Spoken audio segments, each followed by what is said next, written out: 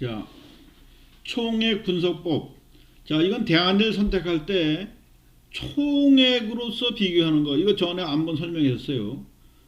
그러고 증분 분석법은 차액 분석법이라고도 하는데 똑같은 숫자는 빼버리고 변한 부분, 차이 나는 부분만 표를 만들어서 의사결정하는 자료로 쓰는 거예요.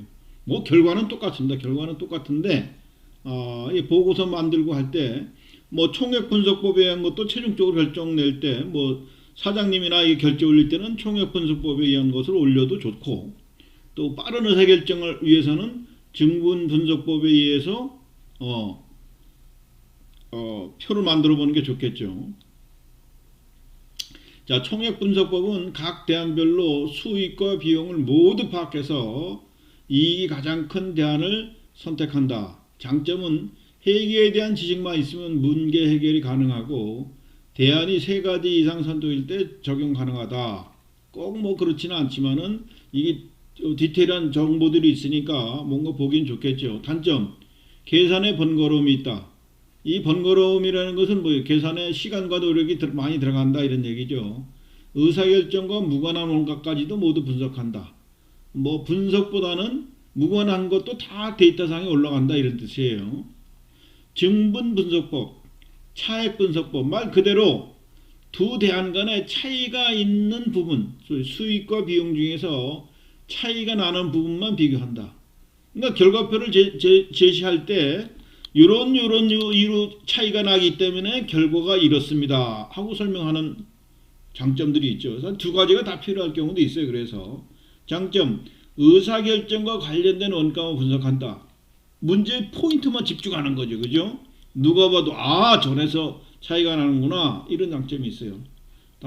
단점, 대안이 3가지일 때는 적용하기가 좀 어렵다. 이건 뭐냐면 기준에서의 얼마만큼 변화가 있고 얼마만큼 변화가 있고 뭐 이것도 불가능한 건 아닌데 2가지 대안 중에 고르는 방법만 우리가 고려할 때는 간단하지만은 대안이 3가지가 될 때는 뭘 기준으로 증분을 잡을 것이냐 뭐 요때 이제 문제가 되는 거죠.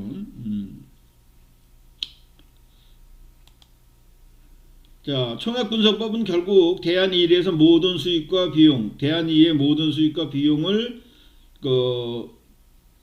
작성해 가지고 이익을 비교하면 되는 거죠. 결국. 자, 총액 분석법 한 예를 보면은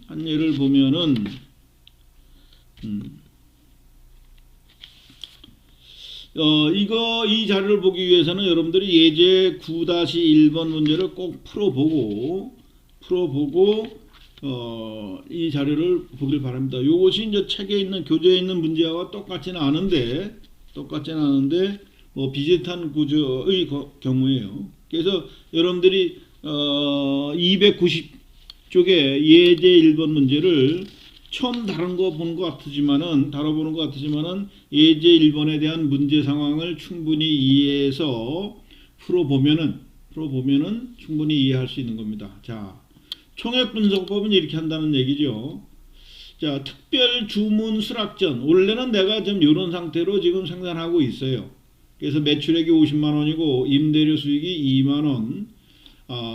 그리고 이제 변동 원가가 35만 원, 고정 원가가 6만 원. 그래서 이익이 11만 원 났었는데 이것이 뭐 작다 생각할 것이 아니라 이것은 뭐 1억 1천만 원이라고 생각해도 좋고, 그죠?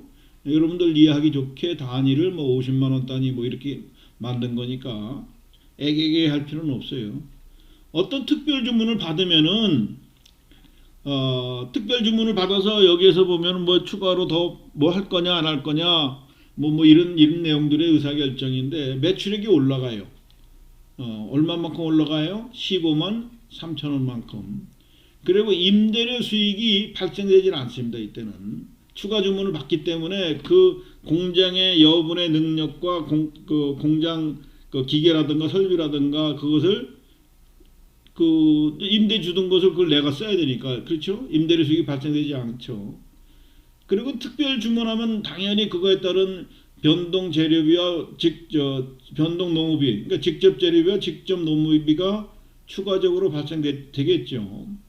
고정 원가는 여분의 소위 그 생산 설비들이 있으니까 생산 능력들이 여분이 있었으니까 고정원가는 더 추가되질 않는 거예요. 그래서 이 주문을 받으면은 수익이 11만 7천으로 7천원이 올라가는 겁니다. 7천원이지만 여기다 단위를 0000 3개 붙이면 700만 원이 되고 또 0000 더 붙이면은 뭐 한 7억 원이 되고 뭐 이런 거겠죠. 네. 자, 그래서 요것은 총액분석법이고요. 이쪽 두 분, 이쪽만 보면은 증분원가예요. 자, 보세요. 매출액이 얼마 늘어났느냐 이거 비교해서 15만 늘어났죠.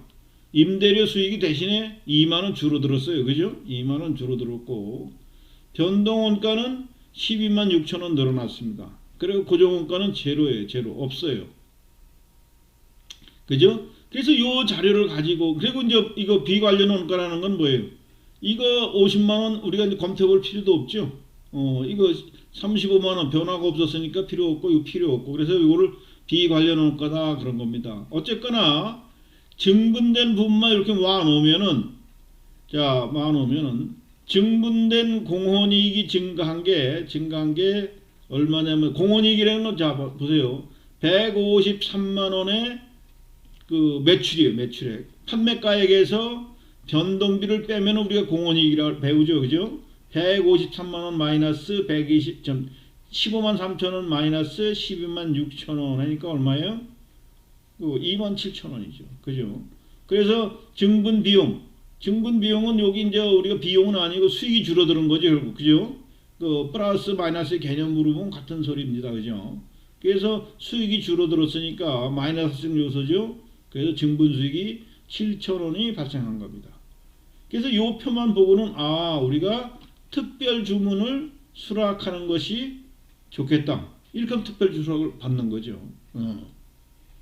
아주 간단한 예인데 우리가 이제 고려할 요소들이 많은 거예요. 고려할 요소들이 많이 있습니다.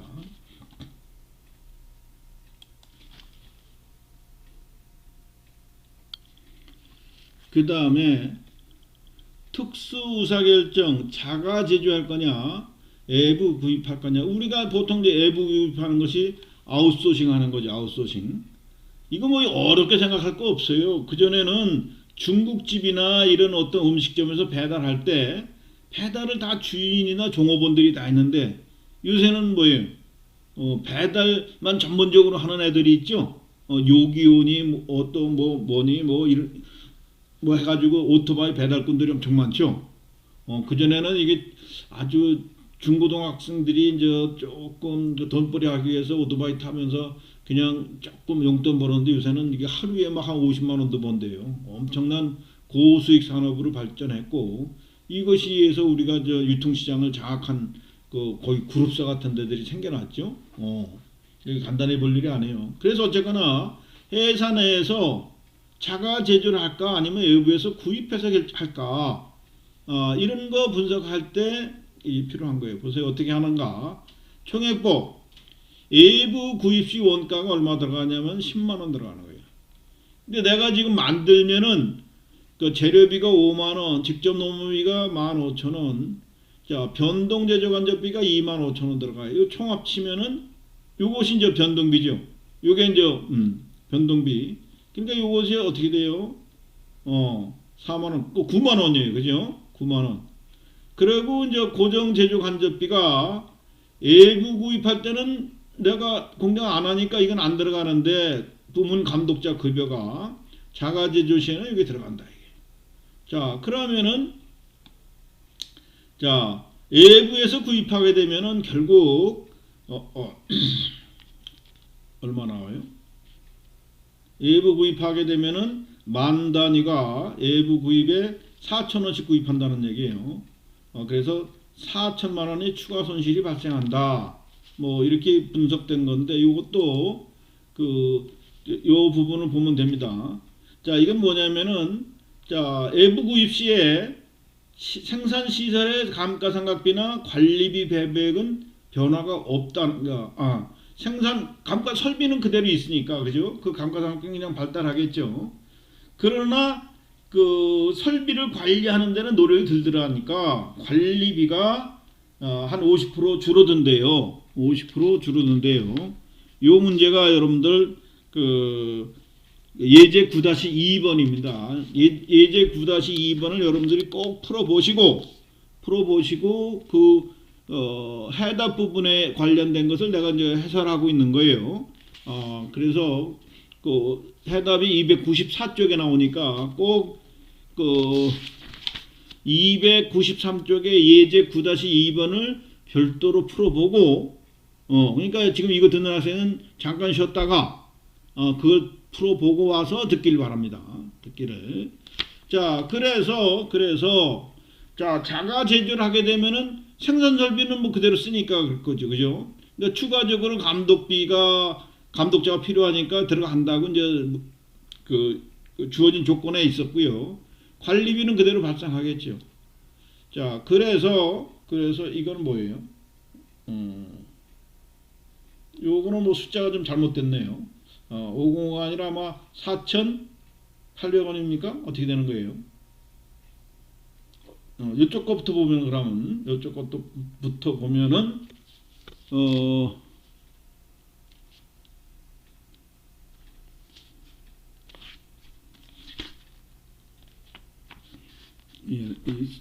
미스프린트가 나왔어요. 미스프린트가 나왔고, 자, 여기서 보면 우리 아까 5만 원에 요 9만 원에 이렇게 하면은 10만 4천 원, 10만 4천 원이 나왔고요. 10만 4천 원이 나왔고, 요거는 외부 구입 시에는 10만 8천 원이 나왔습니다. 10만 8천 원. 요 숫자가 그죠? 10만 8천 원. 요 고쳐 놓으세요, 여러분들이. 10만 8천 원, 10만 4천 원. 자, 10만 4천 원. 이렇게 해가지고 결국은 그 자가 생산 시에보다 외부 구입 시에 8,000원에 단위당이에요. 단위당. 단가로 봤을 때 4,000원만큼의 단가가 올라가는 거죠. 자, 이렇게 되면은 내부 구입하면은 결국은 뭐예요? 우리가 지금 문제에서 만 단위를 생산한다고 했기 때문에 4천만 원이 손실이 발생하는 거예요. 자, 그러니까 우리가 그냥 느낌으로 외부 구입할까, 자가 제조할까? 그럼 여러 가지 유혹이 있겠죠, 그죠? 자가 제조에서는 외부 구입하면은 감독자를 안 뽑아도 되고, 그죠? 관리비 하는데 인원도 줄여도 되고, 그러니까 이런 메리트 있는 거죠. 그래서 결국은 해봤더니 4천만 원이 손실이 생겼다. 그럼 어떻게 되겠어요? 외부 구입하는 것이 아니라 자가 제조를 해야 되겠다. 이렇게 결론을 내리겠죠. 자, 이것은 지금 10만 8천 원, 10만 8천 원, 요거는 10만 4천 원 이렇게 계산하시면 되겠습니다.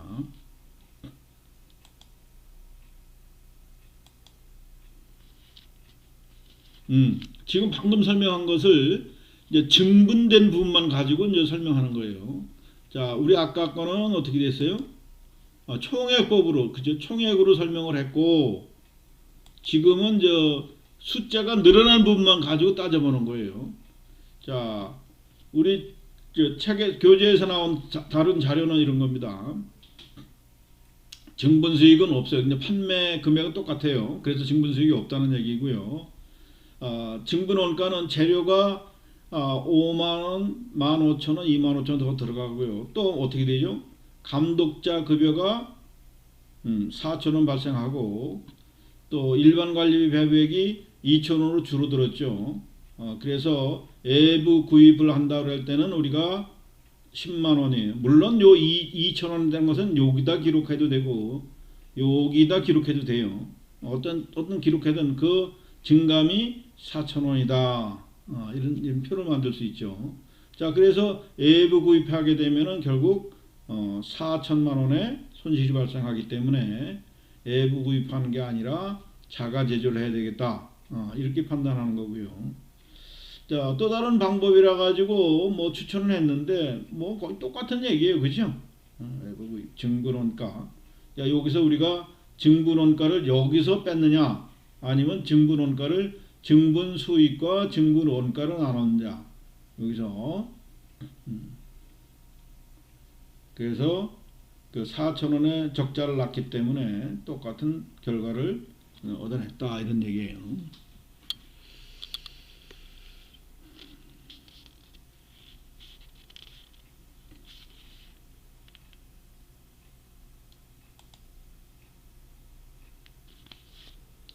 지금 뭐 표 설명한 것을 다시 설명한 곳 있는데 결국은 요 증분 수익에 있어서의 그 줄어든 부분을 우리가 이제 고려를 하는 건데 여기 이제 96만 원이 증분 원가라는 얘기예요. 증분 수익은 없었고요. 96만 원. 그리고 이제 외부 구입을 지금 안 하니까 그죠? 요거 나가기로 했는데 여기 안 나갔으니까 결국은 내부 구입을 하면은 얼마? 4,000원 더 쓰게 되는 거죠. 요거는 우리가 자가 제조할 경우 우리가 타이틀에 이제 그런 게 없어서 그런데 요거는 자가 제조 요 증분원가 부분은 요거는 뭐죠? 외부 구입 이런 경우예요. 표는 이거보다 뭐 디테일하게 만들어야 되겠죠. 우리는 지금 그 PPT에서 간단하게 보여주기 위해서 이제 요약했기 때문에 이렇게 간단하게 보이는 겁니다.